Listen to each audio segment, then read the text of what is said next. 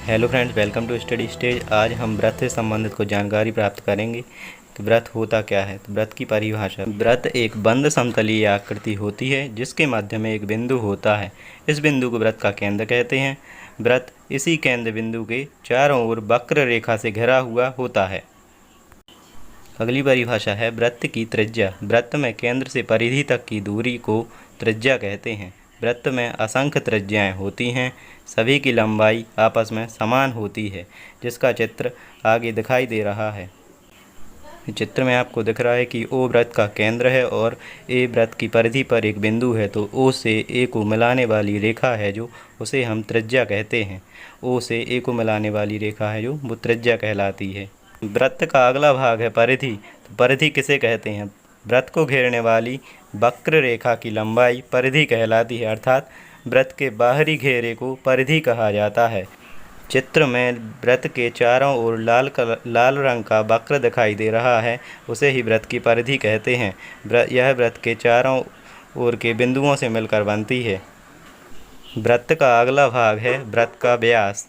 तो व्रत की दो बराबर भागों में बांटने वाली रेखाखंड को व्रत का व्यास कहते हैं, अर्थात व्रत में दो बिंदुओं के बीच की सबसे बड़ी दूरी व्यास कहलाती है।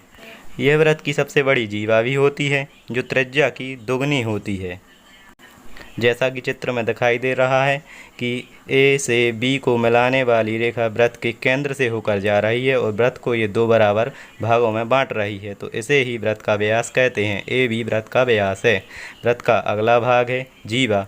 व्रत के किसी दो हिस्सों में विभाजित करने वाले रेखाखंड जीवा कहलाती है, अर्थात व्रत के एक बिंदु से दूसरे बिंदु तक जाने वाले रेखाखंड को जीवा कहते हैं। व्यास व्रत की सबसे बड़ी जीवा होती है। जैसा कि चित्र में दिखाई दे रहा है कि एक लाल रेखा व्रत को दो भागों में बांट रही है, तो यही व्रत की जीवा कहलाती है। यह व्रत को दो भागों में बांटती है। व्रत का अगला भाग है केंद्र। वह बिंदु जो व्रत के सभी बिंदुओं से समान दूरी पर स्थिर होता है, अर्थात वह निश्चित बिंदु जो व्रत के मध्य स्थित होता है, केंद्र कहलाता है। व्रत का केंद्र व्रत के मध्य में स्थित होता है, इसे ही केंद्र बिंदु कहा जाता है।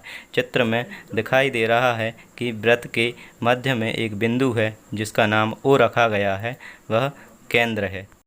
व्रत का अगला भाग है चाप।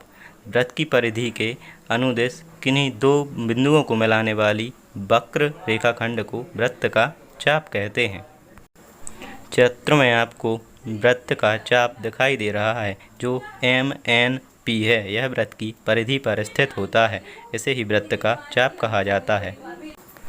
व्रत का अगला भाग है अर्धव्रत। किसी व्रत का वह खंड जो चाप तथा व्यास से घिरा हो अर्धव्रत कहलाता है।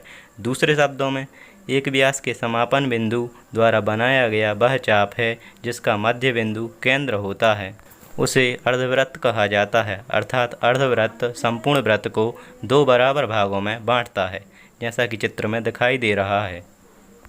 ये थी व्रत से संबंधित कुछ महत्वपूर्ण जानकारी। अगले वीडियो में हम और ज्यामितीय रचनाओं की चर्चा करेंगे।